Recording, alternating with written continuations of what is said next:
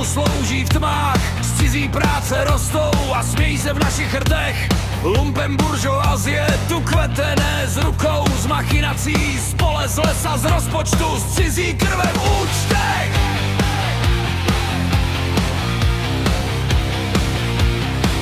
Není v ní vkus, jen hlad a strach.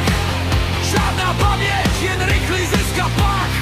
Křupanství má a prázdný klid, pod maskou řečí jen dravý klid.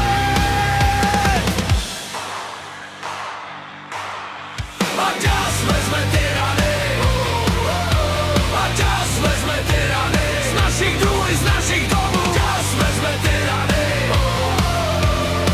nechceme řetěz na své jméno.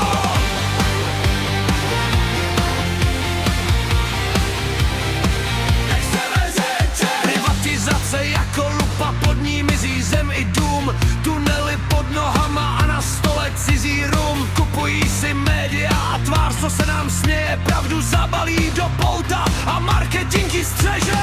Nemusí mít ideál, stačí mír a tlak. Nákup hlasu, nákup strachu a další prázdný znak.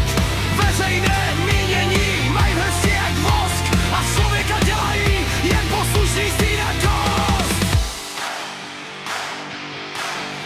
A čas vezme tyrany, a čas vezme tyrany, z našich důl i z našich domů. A čas vezme tyrany, nechceme řetěz na svém jménu.